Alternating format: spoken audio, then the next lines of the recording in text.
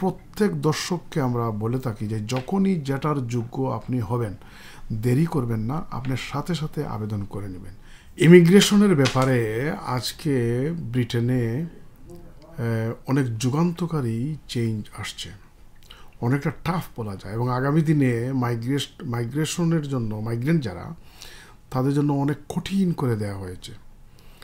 Labour party যারা ক্ষমতায় আছে, ক্ষমতাসীন লেবার পার্টি এবং গভর্নমেন্ট, তারা হোয়াইট পেপার পাবলিশ করেছে এবং সেখানে স্পষ্ট করে ঘোষণা করেছে যে সেটেলমেন্ট বা ইনডিফিনিট লিভ পাওয়ার যে পিরিয়ড আছে ওইটাকে লিঙ্গারিং করা হবে।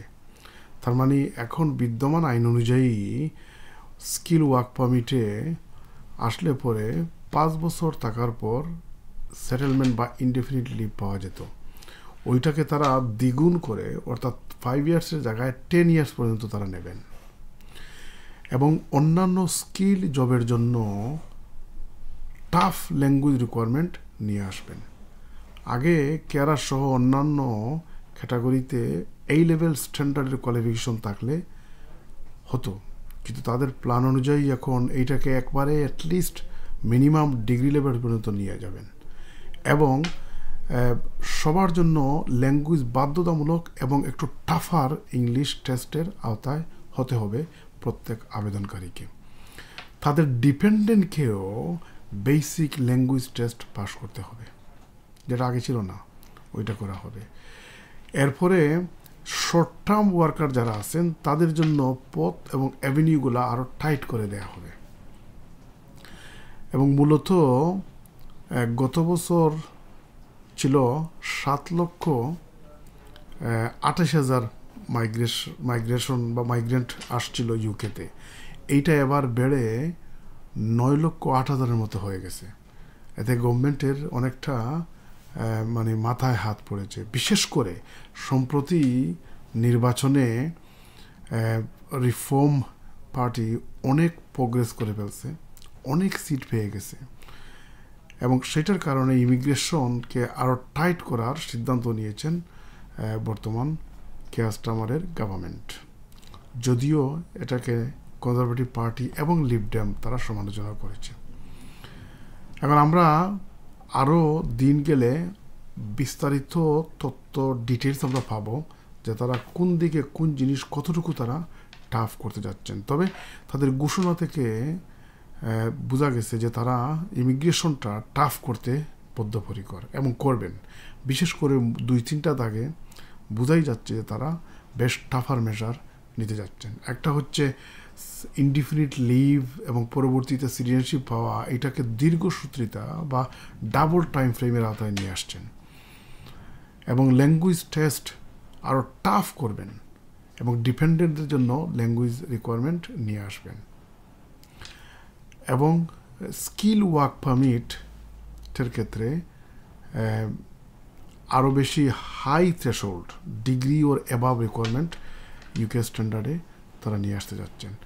বাইরে থেকে নিয়ে আসা কেয়ারার সহ অন্যান্যতা মোটামুটি তারা বন্ধ করার দিকেই চলে যাচ্ছেন।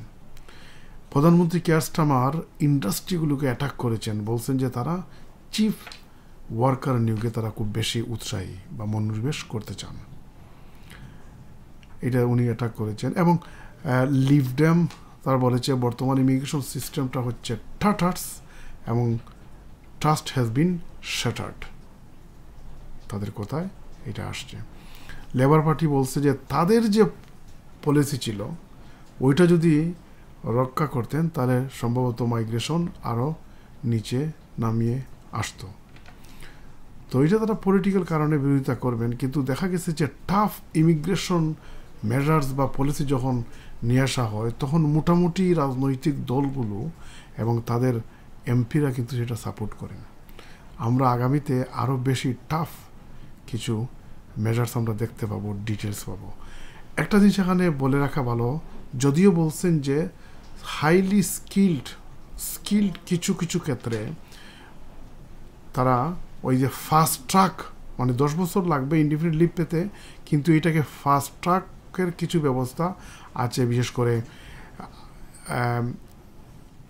এআই এক্সপার্ট, ইঞ্জিনিয়ার্স, মেডিকেল প্রফেশনালদের জন্য, কিন্তু এইটা এখনও পর্যন্ত বিস্তারিত দেয়া হয় নাই যে কারা ফাস্ট ট্র্যাকের আওতায় আসবেন এবং কারা ফাস্ট ট্র্যাকে ইনডিফিনিট লিভ বা সেটেল স্ট্যাটাস পাবেন। এটা আরও আসলে পরে আমরা বিস্তারিত বলতে পারবো। তবে তারা ইঙ্গিত দিয়েছেন যে কিছু কিছু ক্ষেত্রে ফাস্ট ট্র্যাকে ইনডিফিনিট লিভ বা সেটেল স্ট্যাটাস পাবেন, কিন্তু মুদ্রা কথায় সাধারণভাবে আগে যেটা 5 ইয়ার্সে ইনডিফিনিট লিভ বা সেটেল স্ট্যাটাস পাওয়া যেত, সেইটাকে 5 ইয়ার্সের পরিবর্তে 10 ইয়ার্স বা 10 বছর করতে যাচ্ছেন কেয়ার স্টামারের গভর্নমেন্ট। তো আমরা দেখেছি ব্রিটেনে immigration has always been A sacrificial lamb বা দাবার গুটি হিসাবে রাজনৈতিক দলগুলো ইউজ করে আসছে নির্বাচন আসলে পরে অথবা অন্যান্য ক্ষেত্রে। এখন পলিটিক্যালি তারা রিফর্ম পার্টির কাছে অনেকটা একটা ধাক্কা খেয়েছেন, কিন্তু এইটাকে তারা এখন ইমিগ্রেশন টাইটের মাধ্যমে জবাব দেওয়ার চেষ্টা করছেন। আর ইমিগ্রেশন যখন টাইট করা হয়, টাফার মেজার নিয়ে আসা হয়, তখন দেখা যায় যে অ্যাক্রস দ্য বেঞ্চ যারা এমপি আছেন তারা সাপোর্ট করেন। তো আমরা ধরে নিতে পারি লেবারের যে মেজরিটি পার্লামেন্টে আছে তারা অন্য বা অপোজিশন পার্টির সাপোর্ট ছাড়াই তারা যেটা করতে পারবেন।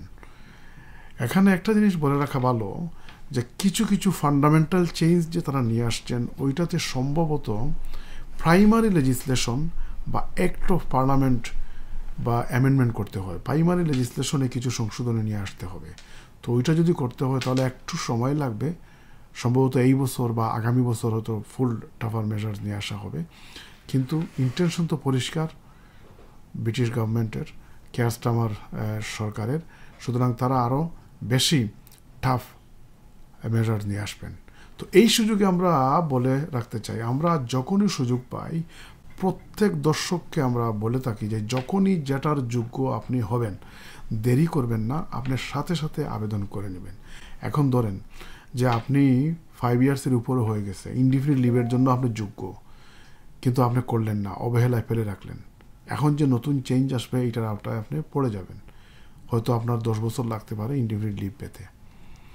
এক্সিস্টিং নিয়মে সহজে আপনি ল্যাঙ্গুয়েজ রিকোয়ারমেন্ট ফুলফিল করতে পারতেন, কিন্তু করেন নাই, মানে আপনি খামখেয়ালি ছিলেন, নেগলিজেন্স ছিলেন, অবহেলা করে রেখে দিয়েছেন। কিন্তু টাফ রিকোয়ারমেন্ট যখন ল্যাঙ্গুয়েজের আসবে তখন আপনি কিন্তু ওইটার আওতায় চলে আসবেন। এজন্য কখনো কোনো সময় যখনই আপনি যোগ্য হবেন, এলিজিবল হবেন, রিকোয়ারমেন্ট মিট করবেন, কোনোভাবেই আপনি দেরি করবেন না। দেরি করলে পরে আপনি যেটা পাওয়ার কথা সহজে, ওইটা দেরি হবে অথবা অসম্ভব হয়ে যেতে পারে।